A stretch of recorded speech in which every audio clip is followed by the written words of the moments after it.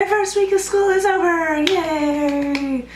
My voice sounds terrible because I've been working with 2 and 3-year-olds and they're all sick all the time, so therefore I'm sick and we all have to build up our immunities and it sucks, but hopefully we'll all get better and no one will be sick anymore for the rest of the year.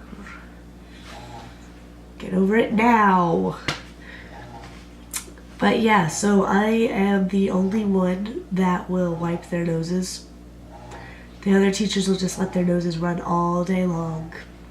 So I've got to run and get all the tissues for every kid. And it's a lot of tissues. They're also just learning how to use the bathroom.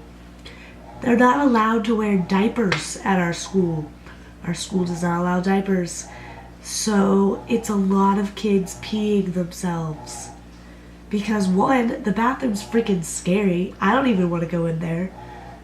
And their parents just let the school teach them. You teach them. We don't need to. Ugh.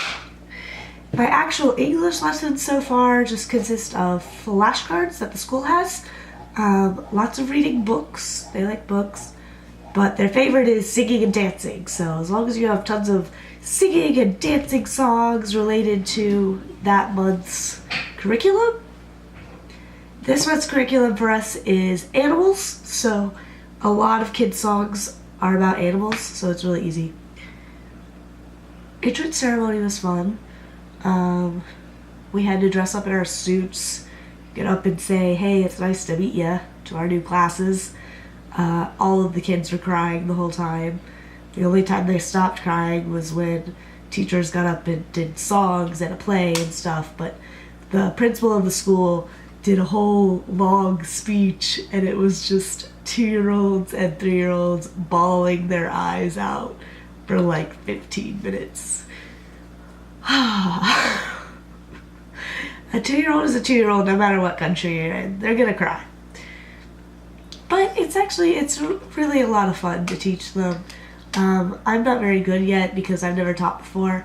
I'm working with 3 other English teachers. 2 of them are a couple that were just working in Korea. So they just came over from Korea and they were elementary school teachers there. And one of them came from Ion, which is in Eikaiwa. Eikaiwa? Yeah. And he was in Hiroshima teaching. So he came to work with just children because he was working with all ages and he wanted to work with just people. What just happened?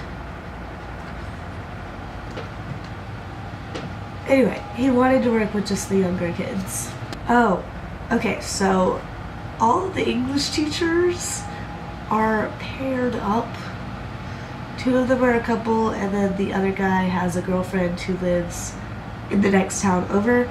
So they're always together, so it's really hard for me to find time to hang out with them. They're always doing stuff together. So that was kind of annoying at first because I'm all alone in a foreign country and I would like to go places and do things with friends. So today actually I went to church. Next week my church is having an English service, so I've been getting ready for that.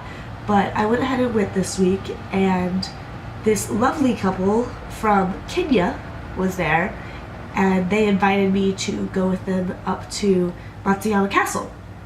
So I said yes. I mean, I was in a dress and terrible shoes for hiking, but I went and there were a bunch of Japanese students there.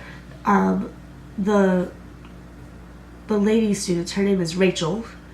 It's Rachel and Barnard, and they're from Kenya, and they have 2 children.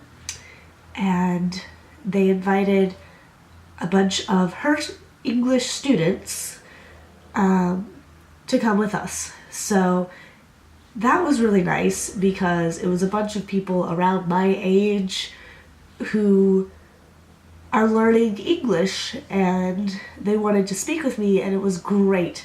So we all hung out all day, and when it was time to leave, a few of them took me to the bus stop and we went to Starbucks, and it was really fun. First of all, matcha frappuccino.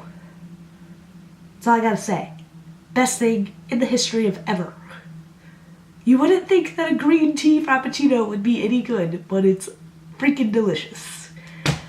That is so off topic. So yeah, it was just really fun. So I have their Line IDs. If you know what Line is, it's a lot like Skype except better. I'm getting my phone tomorrow. That was a whole ordeal. I'll tell you about that in a second. And then I'll be messaging them, and yay, friends! So it is possible to make friends. It's really difficult when you don't know the language. I'm really glad that I found some people who are learning English to be my friends, and we're gonna hang out some more. It's only my second week here in Japan and only my first week of work, and already I've made some friends. So if I can do it, you can too! Not that hard. Back to the cell phone thing. Oh, okay. So I have an iPhone 5C, which comes unlocked, which means that you can take out your SIM card from AT&T, Verizon, whatever you have, and put in a Japanese SIM card and use it, which is great. At least it sounds great. I bought this packet to get my SIM card online, which was a whole ordeal because I spent the next week just trying to get this SIM card, because one, they ask you for your phone number. I'm like, well, I'm trying to get a phone number because I don't have a phone number, but no, you have to have a Japanese telephone number in order to apply. What are you gonna do? You have to have a phone number, especially during emergencies. I've been really nervous going out by myself because I have no way of contacting anyone. But, oh well. It's okay.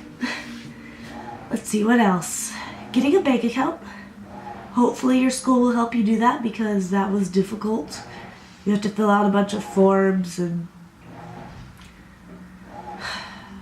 the fact that you're an American and everything is in English is a little difficult for them to translate it over. So you have to put in at least 1,000 yen in order to get your bank account, which is super simple.